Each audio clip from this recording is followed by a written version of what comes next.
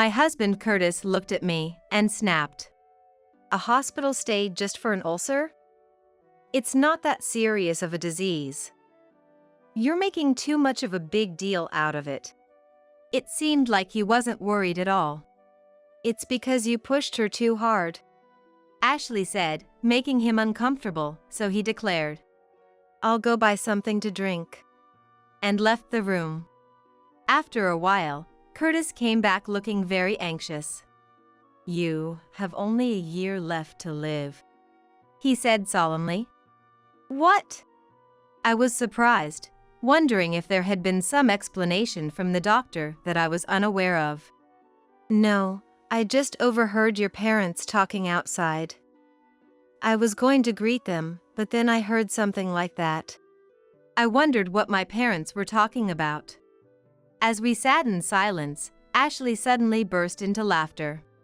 Pfft. Ha ha ha. Wondering what was going on, we both looked at Ashley. Then she turned to Curtis and dropped a bombshell. What are you talking about? Isn't that about your mistress and not Mom? The air froze. Dad, we know everything. Hey Stella, isn't breakfast ready yet? As usual, Curtis called out to me. I was in the kitchen, preparing breakfast. It'll be ready soon, I answered while setting up the corn soup and bread on the table. I told you I have a meeting this morning. I have preparations to make. Hurry up. I placed the omelet on a plate in front of Curtis, who started eating without a prayer. After all, I was just preparing everything as usual. It was he who overslept. Suppressing my thoughts, I started doing the laundry. Once Curtis hurried out, I finally took a breath of relief. The morning news show started, and I took my breakfast to the lively sound of the TV. As a housewife, I spent my days like this, taking care of Curtis. After 25 years of marriage, with a lot of time spent alone at home, I've been thinking about picking up a hobby, but my shy nature always gets in the way, preventing me from taking the first step. Every day, I prepare breakfast for Curtis, do the laundry, clean, shop. I was getting bored with the repetition of the same days. I've thought about going to work, but I've been frail since I was young, and after giving birth to our daughter Ashley, I became even more prone to illness, so that was not an option. Will my life just end without anything changing? As I was thinking this, the doorbell rang. The sound of the front door unlocking was heard, and Ashley entered. Mom, are you here? She said, opening the door to the living room. Welcome back. Ashley sometimes comes back like this to check on me. When I'm not feeling well, she even helps with the housework. She's such a capable daughter. How are you feeling? I've been doing quite well recently. Ashley looked relieved to see my face, smiling gently. That's good to hear. Then, how about we go out for lunch? You must be bored, right? She suggested. We went to a restaurant near where Ashley works and talked about her recent life over the meal. These moments were a happy time for me, and also a break from the monotony of my daily life. After finishing our grocery shopping for dinner and returning home, Ashley set down the bags she was carrying and quickly went back to her own place. When I asked if she didn't want to see Curtis, Dad's probably fine, she simply replied. Indeed, Curtis, at 48, still looked young for his age. He would work out at the gym after work, and lately, he even started caring about his looks, keeping his body fit and his skin lively. He always had high self-esteem, saying, I don't want to become someone who gives up just because they're getting older. Compared to Curtis, I feel like an old woman, overshadowed by him and treated coldly. After Ashley left, a flyer on the table caught my eye. It was something that had been put in the mailbox. The flyer featured a beautiful woman. It seemed to be for a yoga class being held nearby. Taught by an active model, offering reasonable prices for people of all ages. I wonder if I could manage yoga, given my frail health. But I found myself making excuses and tucked the flyer away between the pages of a newspaper. Looking at the clock, it was almost 5 p.m. I must start preparing dinner soon. If Curtis comes home and dinner isn't ready, he'll yell at me again. Since he was in a bad mood from the morning, I planned to make his favorite dishes. And so, I found myself preparing dinner for Curtis again, as usual. Around 7 p.m., Curtis came home. I immediately started preparing the shower. Curtis prefers to shower before dinner. While waiting for the shower to be ready, Curtis was drinking a can of beer and reading the newspaper in the living room. Wow! Isn't she a beauty? I was startled by his sudden outburst, only to realize he was looking at the yoga class flyer I had tucked in. Huh. A model and yoga instructor, huh. It's close to our house too. Hey, why don't you give it a try? He said, looking at me with a sarcastic tone. An old woman like me going there would just be a nuisance. I brushed it off lightly, but he sighed. You always say that. Try to take care of your body a little. It seemed he was also tired of my negative thinking.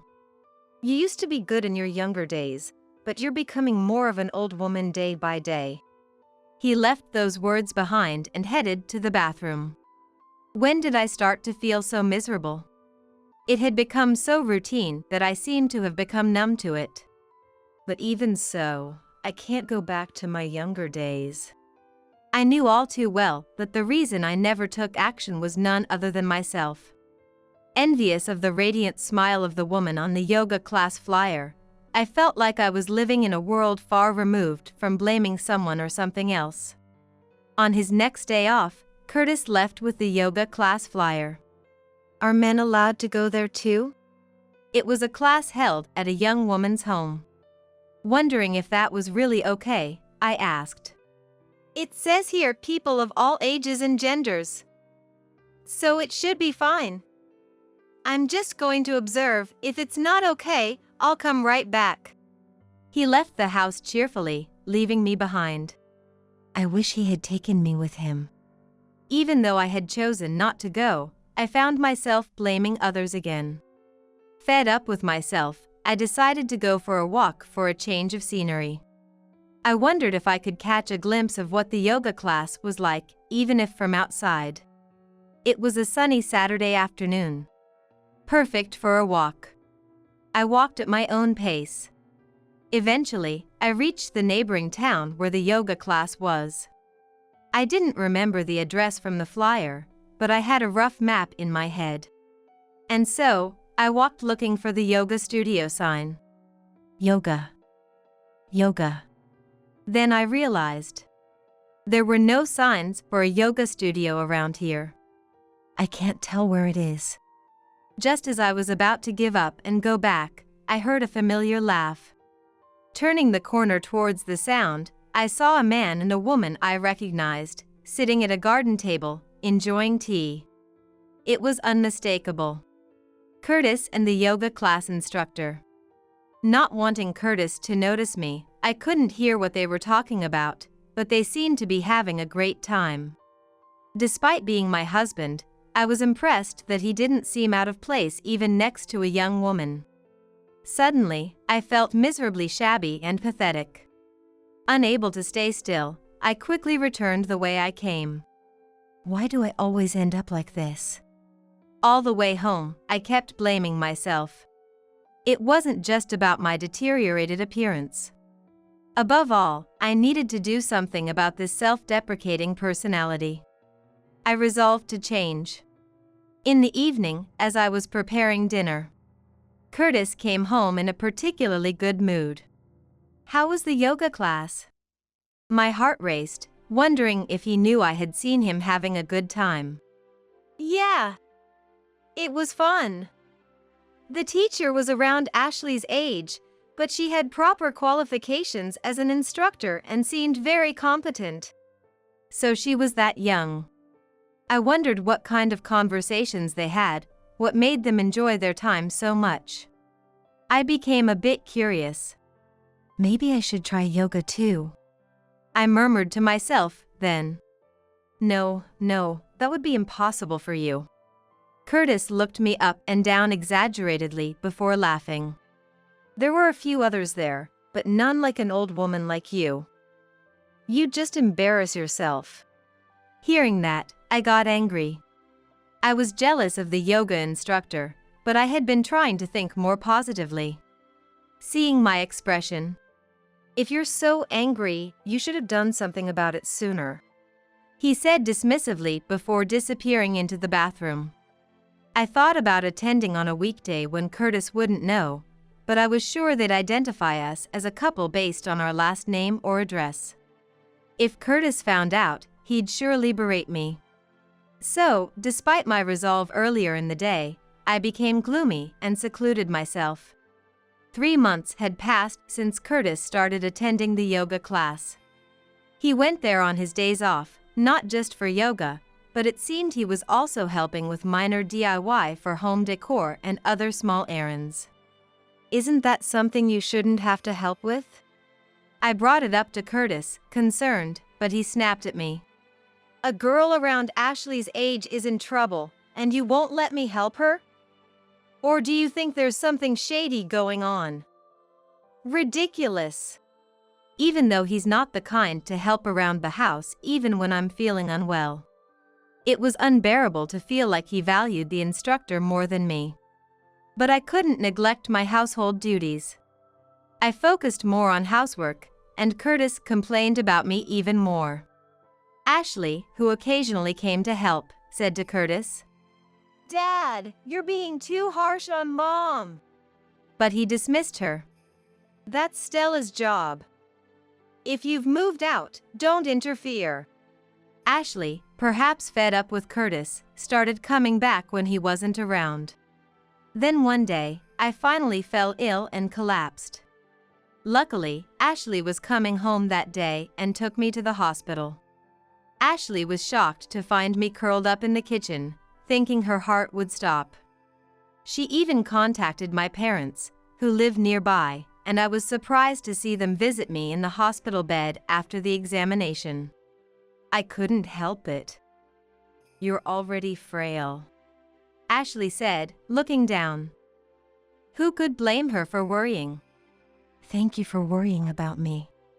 After explaining the examination results to Ashley and my parents, they left the room, relieved. I was diagnosed with a gastric ulcer. After seeing my parents off, Ashley came back to the room to vent. I contacted Dad too. He's late, isn't he? I knew Curtis wouldn't leave work early to rush over for me. But it still felt lonely. I'll come again tomorrow. You'll need a change of clothes, right? Ashley couldn't bear to leave me looking so forlorn. I was grateful to have raised such a kind daughter. That was my only pride. I'll contact Dad again. See you tomorrow. Ashley left, but Curtis didn't come to the hospital room that day. The next day, Ashley brought me the things I needed for my hospital stay. Looking somewhat guilty, Curtis was standing behind her.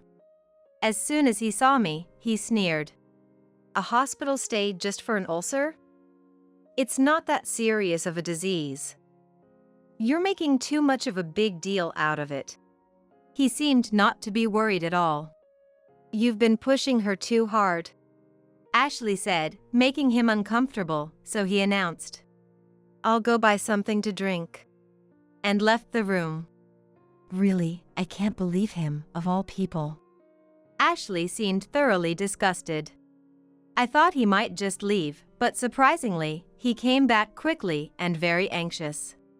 You have only a year left to live, Curtis said, looking serious. It seemed it was no joke. What? I was shocked, wondering if there had been some explanation from the doctor that I was unaware of. I just overheard your parents talking outside.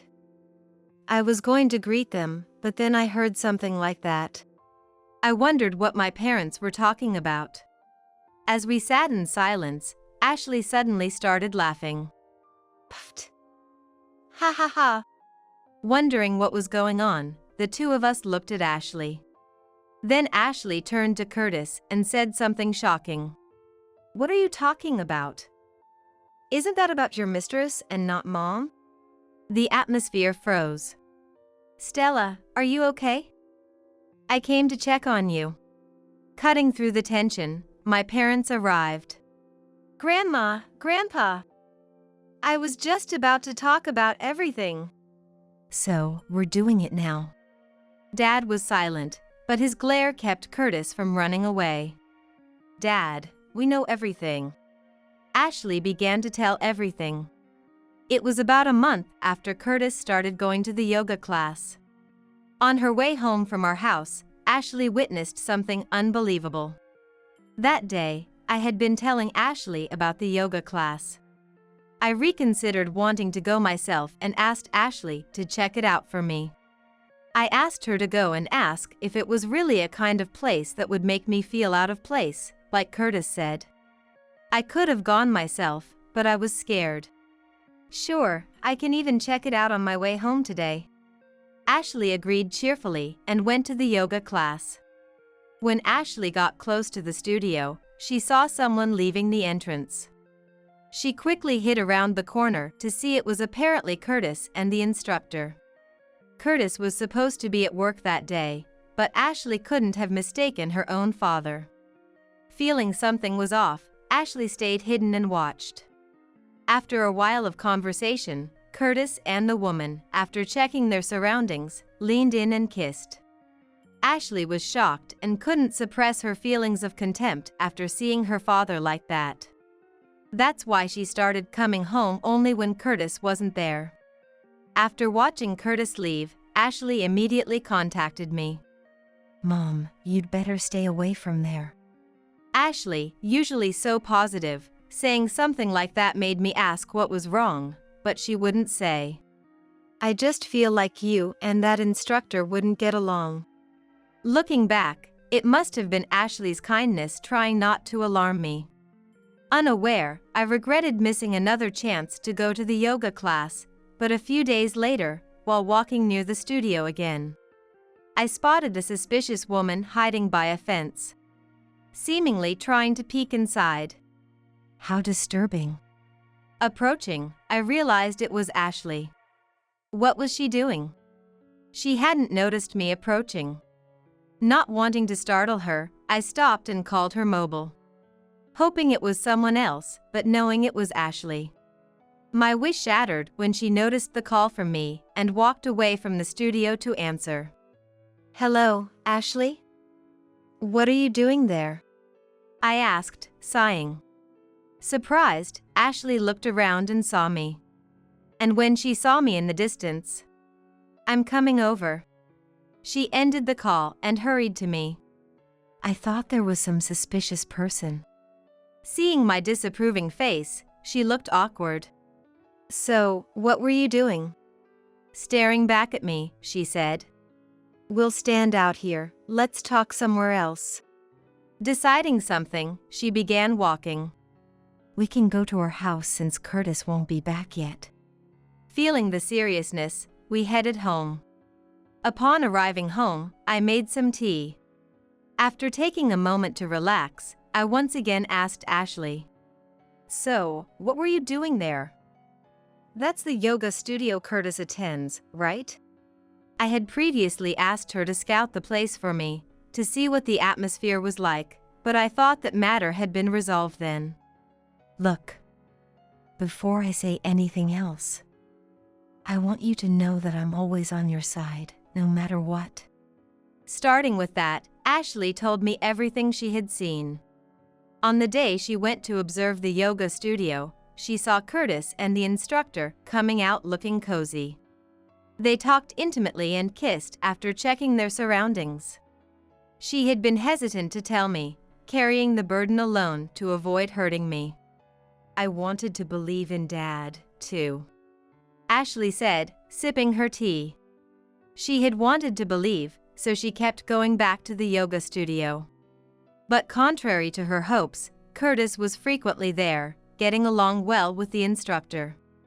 I was thinking, if I could somehow catch them in the act. If she had proof, she could confront Curtis. She thought by having something over him, she could make him stop treating me badly. I could have been reported for stalking. Discovering her there helped Ashley regain her composure. Yes. Despite hearing about Curtis's affair, I somehow remained calm. I had suspected something beyond just yoga lessons. Curtis denied it, but I lacked the courage to delve further. Hey, Mom. Are we just going to leave things as they are? Ashley looked at me worriedly. If you're up for it, I'm willing to help. I immediately understood what she was hinting at. You're asking if I'm considering divorce? Ashley just nodded without saying a word. What do I want? I asked myself. Honestly, even if I decided to divorce, I wasn't sure I could make it on my own. Having been a housewife all this time, could I really find work? Plus, there were my health concerns. Ashley offered her support, but I couldn't always depend on her. Sensing my deep thought, Ashley reassured me. Even if you decide not to divorce, like I said earlier, I'm always on your side. And left before Curtis came home. Curtis arrived and immediately started complaining about everything as usual. The taste of dinner, the cleanliness of the house, as if he was searching for faults on purpose. Had it not been for the discussion with Ashley earlier, I might have been able to ignore it, but today I couldn't. Hearing the facts from Ashley, everything Curtis did started to disgust me.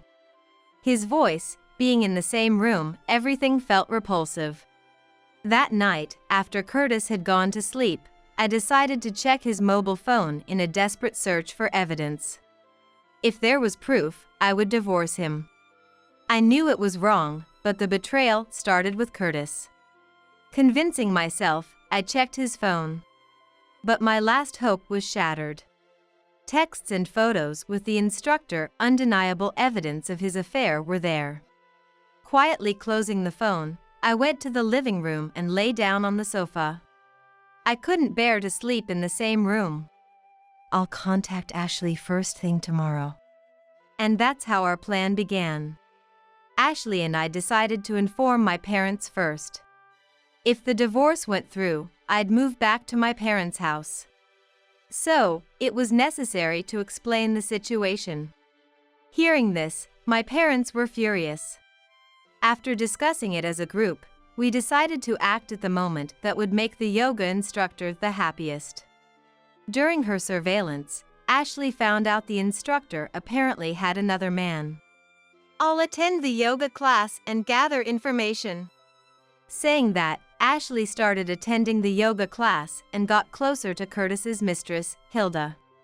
It turned out, just as Ashley had guessed, Hilda was engaged and planning to get married in a year. We'll target that time to demand alimony in the divorce trial. Ashley was oddly enthusiastic, but I felt heavy-hearted. I was anxious about whether I could let Curtis be free for so long and act as if everything was normal. Even now, just living in the same house made me feel sick. My anxiety and the stress of living with Curtis culminated in me developing a gastric ulcer. After telling me all that had happened, honestly, I didn't realize you were under so much stress. I'm sorry, Ashley said. When I was taken to the hospital, she discussed with my parents and decided to change the plan to immediate divorce and claim alimony. Hearing Ashley's story, Curtis just hung his head in silence. The 1 year left you heard about was referring to your mistress Hilda's modeling career. Ashley spoke coldly and formally to Curtis. There's no need for such drastic measures. A normal divorce would suffice. Don't destroy someone's happiness like that. Hearing Curtis prioritize Hilda's happiness over our divorce, I felt an anger like never before. Before Ashley could retort, I confronted Curtis. The one who has been destroying my happiness talks now. Curtis looked at me as if bitten by his own dog. After all the exploitation, not caring about my health but worrying about another woman, it's disgusting. I had never known I could despise someone so much. It was the first time I realized that I had such feelings inside me. Disgusting, you say? You don't have the right to talk back to me. My negative emotions were overflowing. Ashley tried to intervene, but she seemed bewildered by my anger. Just as I was about to lash out at Curtis again, Mom intervened softly. "That's enough, Stella." Her voice was gentle and comforting. A voice I'd known since childhood. I snapped back to reality. After a moment of silence, Mom calmly addressed Curtis. "Curtis, I've heard the situation from both Ashley and Stella, but I haven't heard it from you." Curtis looked uncomfortable. "If you have any justification, we're listening." Her voice, different from when she scolded me earlier, now carried a chill. "I don't have any excuses," Curtis stammered. "So, you admit everything is true?" Seemingly accepting his fate, Curtis defiantly admitted. "Yes. I love Hilda, not Stella. I can't help it. Stella no longer attracts me." "That's terrible," Ashley muttered. "Terrible, you say? Which is worse? I thought Hilda and I loved each other. But to think, Hilda had another man." It seemed Curtis didn't know about Hilda's fiancé. He trembled, fighting back tears. "Do you understand what you're saying?" Mom confronted Curtis. "After making Stella feel the same way, how dare you feel sorry for yourself only?" Curtis looked down, unable to raise his face. Ashley and Mom spoke for me, but I felt nothing for Curtis anymore. I just wanted to be away from him. That was my only wish. "With the divorce, we'll also be claiming alimony from you and Hilda, so please leave for today," I told Curtis formally. He stood up weakly, avoided our gazes, and left the hospital room. I cried over the wasted time I had spent with such a man. After being discharged, Ashley and I went to Hilda's yoga studio. It was under the guise of Ashley canceling her membership, but we intended to tell Hilda everything. However, just as we were about to start, Curtis barged in.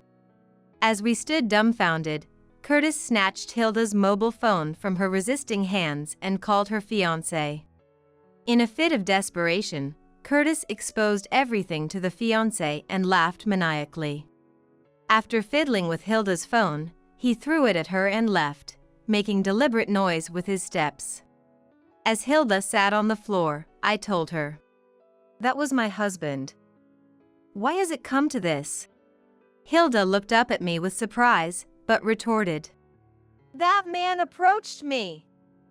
If you're his wife, you should at least teach your husband some manners." "I'm getting divorced, and we have all the evidence of the affair," Ashley countered with equal fervor. "Whatever you think, we will be claiming alimony in the divorce trial." Realizing talking here wouldn't make Hilda admit anything, I decided to leave her house with Ashley. Later, Hilda tried to make excuses to her fiancé, but since Curtis had exposed irrefutable photos and messages, her engagement was called off. Furthermore, since Hilda's fiancé was the owner of the entertainment agency she belonged to, she ended up being blacklisted from modeling work. Of course, her yoga studio, financed by her fiancé, was closed down soon after. This story was briefly mentioned in gossip magazines, so whether it was entirely true or not is uncertain. However, a for-lease sign was definitely posted on the yoga studio's house. Faced with undeniable evidence, Curtis and Hilda couldn't resist and had to comply with the compensation claim. After the divorce, I stayed at my parents' house for a while, but moved due to harassment from Curtis and Hilda. Both Curtis and Hilda probably thought they could handle the situation at first, but eventually fell apart. Chased by the alimony payments, Curtis lost his money for gym and beauty treatments, his appearance deteriorated, yet he still made advances on young women at work and ended up being sued. He was fired from his job and even in his new job was relegated to a menial position, spending his days alone organizing documents and supplies. He blamed me for his downfall, claiming it was all because I discovered the affair and filed for divorce. As seen in the tabloids, Hilda, after being abandoned by her fiancé, was sued for the yoga studio's business expenses and chased by debt. She blamed me for her misfortune. My parents quickly sold their house and bought a condominium where the four of us could live together. The condominium has excellent security, so we no longer need to fear harassment from Curtis and Hilda. Feeling it pathetic to rely solely on Ashley's income and my parents' pensions, I learned to use a computer from Ashley and started working from home. I'm surprised to find I had such a talent. Today, I'm writing a column about life's battles. My life might have been an uneventful housewife's, but this divorce saga is sure to attract attention. While adding a bit of color to the story, I type the words. My face is wrapped in a gentle smile.